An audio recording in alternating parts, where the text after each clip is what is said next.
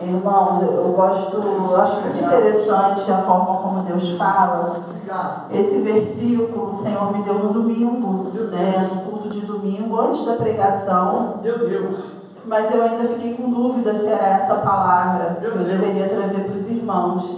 Eu até comentei com meu esposo, falei assim, Deus me deu um versículo, mas eu confesso que eu estou em dúvida. E aí eu conversando com ele, né, depois a gente foi dormir, enfim. Eu sonhei que eu estava pregando esse versículo. Aí no dia seguinte eu acordei, eu falei com ele, falei assim, é esse versículo mesmo, porque Deus já me provou, né, e me confirmou que é esse versículo. Eu estava pregando esse versículo no meu sonho. E aí eu falei assim, bom, então vamos estudar, né, porque o livro de Hebreus é um livro que eu já tinha lido, mas eu não tinha realmente estudado o livro de Hebreus. Falei, vamos estudar. Eu falei, Senhor, com esse versículo só, eu não sei o que eu tenho que falar, o Senhor precisa me ajudar. E eu fiquei, porque assim, irmãos, para mim, pelo menos, que estou começando, né, é mais fácil a gente contar uma história, a gente pegar um livro da Bíblia, que conta uma história, e a gente falar, né, explicar sobre essa história. Mas aqui não tem uma história, é um versículo. Eu falei, Senhor, o que o Senhor quer que eu fale para a sua igreja? Meu Deus! É só isso que eu preciso saber. O que o Senhor quer que eu fale para a sua igreja? E o Senhor me falou, eu quero que essa palavra seja uma palavra de ensinamento, de exortação à igreja do Senhor. Meu Deus! Aí eu falei assim, agora, então eu entendi. E aí eu comecei a estudar.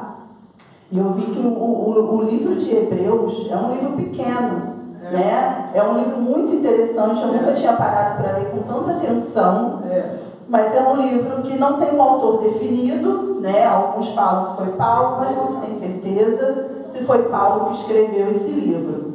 É um livro que foi escrito para os judeus que tinham se convertido ao cristianismo.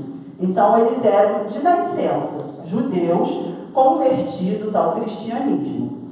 Então, o que estava acontecendo naquela época? Eles estavam sendo perseguidos e até presos por professarem a fé em Jesus.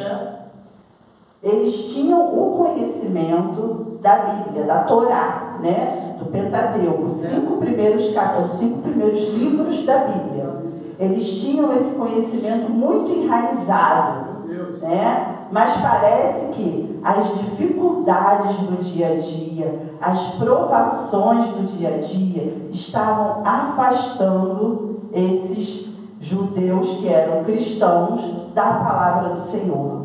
E eles estavam deixando de seguir a Jesus, e eles estavam desistindo da fé em Jesus.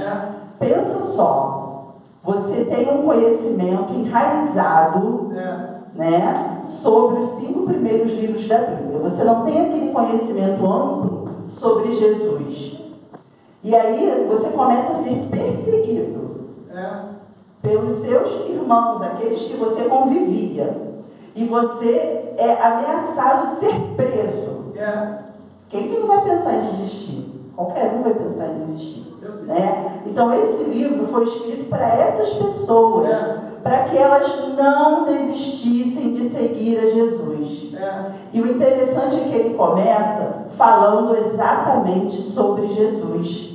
Ele começa a falar da majestade de Jesus e da importância de Jesus. Ele não descarta aquele conhecimento que os judeus tinham sobre Abraão, sobre Moisés, sobre a importância deles, né? Ele não descarta esse conhecimento, mas ele fala que Jesus é superior a tudo isso.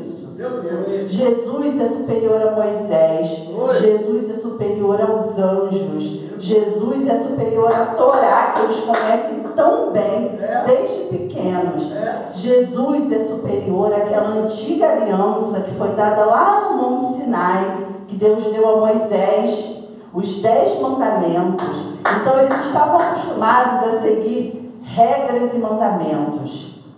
Então o escritor começa a falar que essa antiga aliança não é perfeita, não é uma aliança eterna, né? É uma aliança para aquele momento, para aquele lugar, Eles estavam ali, depois de Deus tirar os israelitas com mão forte do Egito, da escravidão, Deus tirou, o mar se abriu, Deus fez o mar vermelho se abrir. Eles viram as maravilhas que o Senhor tinha feito, mas ainda assim eles não foram crentes de verdade, né, no que o Senhor tinha feito. Eles não tinham aquela credulidade, aquela fé fortalecida. Eles viram maravilha, gente. Quem hoje vê um mar abrir?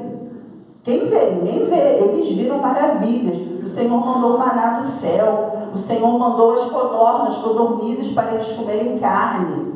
Então eles viram a provisão e o cuidado do Senhor. Mas eles resolveram murmurar e desobedecer ao Senhor. E quando Moisés subiu ao Monte Sinai, Deus deu os 10 mandamentos para ele. Quando Moisés desceu, o povo havia se corrompido. O povo estava adorando outros deuses. Então, o autor fala que tudo isso aconteceu, tudo isso que Moisés fez através da mão do Senhor, foram maravilhas, foi tudo muito lindo. Mas Jesus é superior a isso. Jesus pode fazer muito mais. Jesus é o único que salva, é o único que cura, é o único que liberta, é o único que transforma. Então, se a gente quer transformação para a nossa vida, eu estou cansado dessa vida, está tudo muito igual, eu quero coisas melhores, eu quero crescer. É Jesus a resposta. Não tem outra resposta, irmão. Então a gente precisa buscar a Jesus. Queremos a salvação? Buscar a Jesus. Queremos a cura da nossa alma, a cura física? Buscar a Jesus. Queremos a transformação, uma vida transformada, uma vida abundante, uma vida plena em Jesus? É só buscar a Jesus. Não adianta a gente ficar reclamando e murmurando como o povo de Israel fez no deserto. Então eles reclamaram de tudo. E tudo que Deus mandava eles fazer, eles não faziam.